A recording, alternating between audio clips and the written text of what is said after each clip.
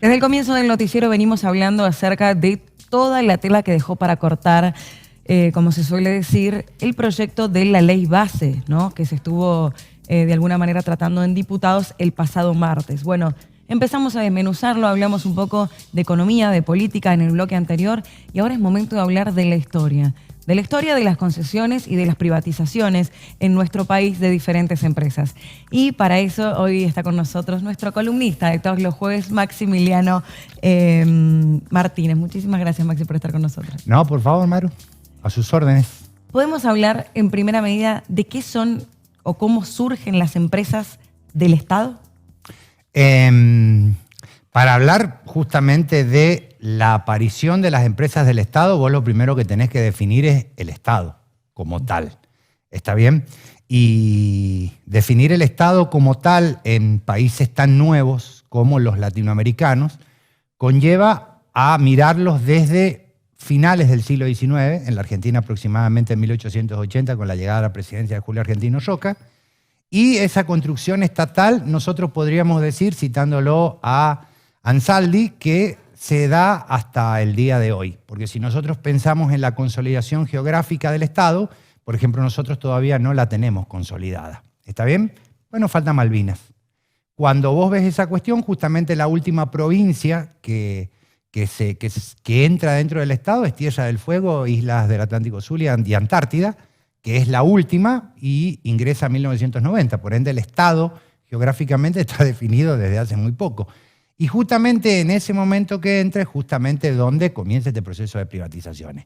Pero para definir esa cuestión, lo primero es definir el Estado. Y el Estado en la Argentina nosotros podemos hablar que el mismo existe como tal, y existe es una palabra bastante compleja, desde 1880 hasta la actualidad. A partir de 1880 hasta 1930 es donde nosotros podemos comenzar a definir el Estado en función de los modos de producción y los modelos de producción. ¿Está bien? Argentina eligió un determinado modelo, que fue el de un país exportador de materias primas. Entonces, en función de esa cuestión, es que las empresas del Estado estaban muy limitadas a esa necesidad. Cuando vos hablás de esas primeras empresas que tuvo el Estado o de la necesidad de las mismas, lo primero que se te viene a la cabeza son los ferrocarriles.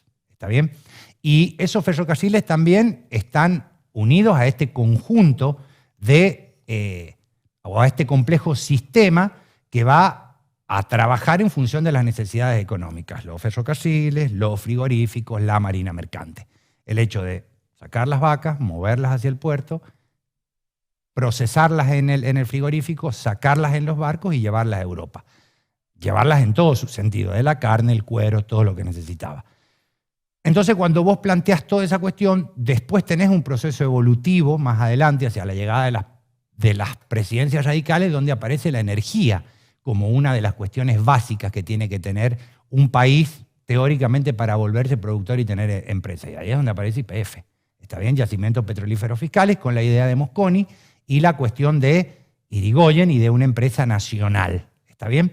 En ese periodo que se da entre el 16, el 40 y el 30 aparecen ya una multiperspectividad de empresas. Aparece la cuestión de la electricidad, aparece la cuestión de las telecomunicaciones, los teléfonos, aparece la cuestión de la radio, aparece la cuestión del transporte público y así vos vas sumando un montón de cuestiones que conllevan a estas empresas como empresas del Estado. Bien. Ahí es donde aparece, el concepto de concesión y no privatización. ¿Está bien? Porque el Estado concede hacia un tercero la producción o la puesta en valor de ciertas cuestiones. Los trenes, el Estado se los concede a empresas británicas o francesas o alemanas. La electricidad, el Estado se la concede a empresas alemanas o francesas o franco-alemanas. Las telecomunicaciones se las concede a empresas, etc. No hablamos de privatizar. Bien. ¿Está bien? Que es un concepto completamente diferente. ¿Y entonces cuándo se privatizan y por qué? El concepto de privatización aparece como tal cuando nace la provincia de Tierra del Fuego, que es en la década del 90 con la primera y la segunda presidencia de Carlos Menem. Eso no quiere decir que antes no hayan habido privatizaciones, pero no tenían el nombre como tal. ¿Está bien? Porque nosotros podemos pensar de que durante, contrariamente a lo que muchos creen, durante la presidencia de Perón, de Frondizi, de Ilia y todas las presidencias militares que hubieron tipos de privatizaciones, pero no en la velocidad y con la potencialidad que hubieron durante la década menemista. ¿Está bien? Porque privatizar fue justamente vender estas empresas y no concederlas. ¿Está bien? Que en el contrato no había una vuelta. Directamente se privatizaban. Por eso vos, YPF, la tuviste que comprar. No te la devolvieron como en la cuestión de los trenes en la época del peronismo. Bueno, ¿y qué implicó entonces en ese periodo en el cual Argentina recupera de alguna manera, por ejemplo, YPF? Lo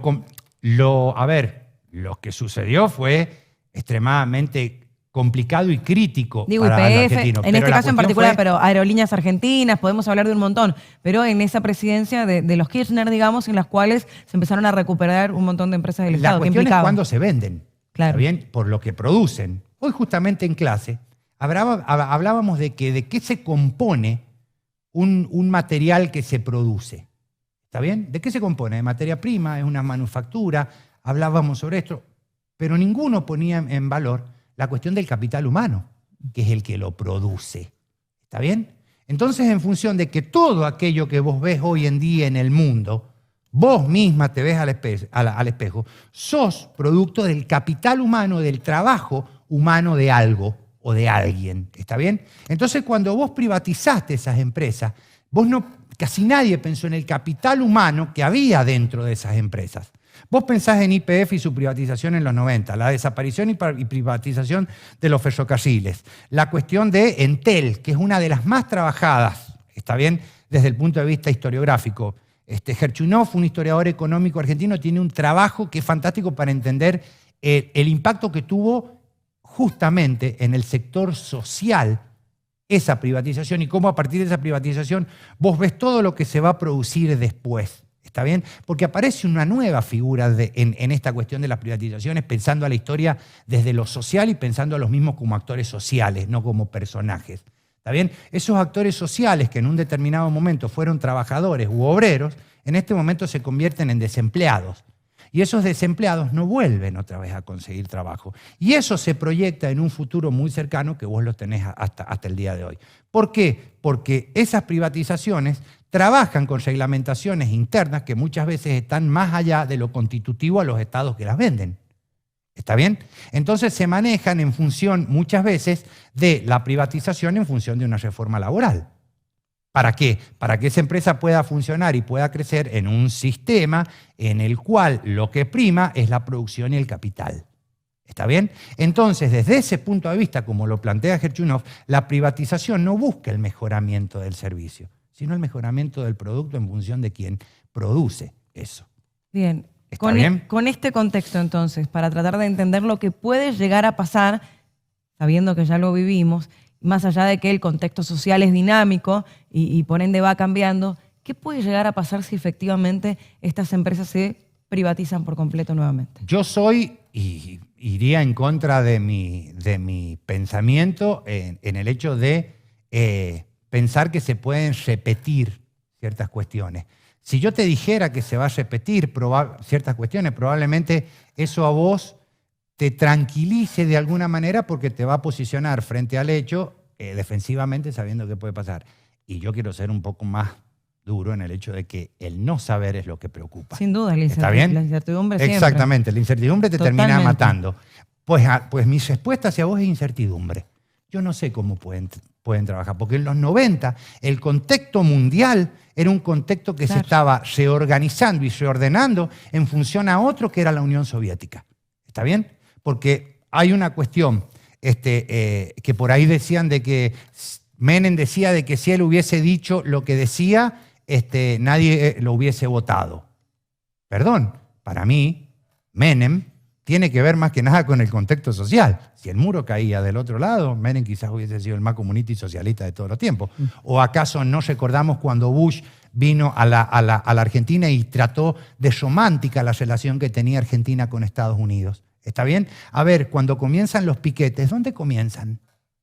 ¿Dónde comienzan los piquetes? En Neuquén, en Cutralcó. ¿Está bien? En Zapala, una zona netamente petrolera. ¿Está bien? ¿Por qué? Por la cuestión de YPF. Pero a ver, por una cuestión estratégica. Vos teóricamente o ningún país del mundo privatiza sus recursos estratégicos. ¿Está bien? Vos ves a la Unión Soviética, sentí mi inconsciente, a Rusia privatizando su petróleo, su gas, a Estados Unidos poniendo en manos privadas su petróleo, su gas, su energía nuclear, a Alemania, a Japón, a China. Sí, es impensado. ¿Está bien? Entonces, ¿cómo es posible que se piense esta cuestión de que entregar los recursos es lo que teóricamente a vos te va a liberar? Esta es la cuestión, pensarlo historiográficamente o históricamente desde lo reflexivo. Es mucho más complejo que yo te diga que hay una incertidumbre, que yo te digo, se van a repetir ciertas cuestiones, porque no puedo hacerlo, porque profesionalmente, como una persona que viene de la historia, no puedo proyectar. Pero sí te puedo decir que hay una incertidumbre, y creo que es peor la incertidumbre a la proyección. En todos los aspectos de la vida. ¿Está bien? Claro. Porque, a ver, todavía no se privatiza, no sabes cómo se va a privatizar. Y si se privatizara y, no sé, se diera de otra forma peor o mejor, ¿qué haríamos? Yo, si vos me preguntás qué es lo que pienso yo, por una cuestión netamente ética en función a lo que pienso, no creo en ese grado de privatización, que pueden haber capitales mixtos, por supuesto, pero hay cuestiones que tienen que pertenecer al Estado. ¿Está bien? Hay cuestiones que tienen que ser básicas. Y, por ejemplo, la energía es un recurso estratégico del Estado, de cualquier Estado del mundo.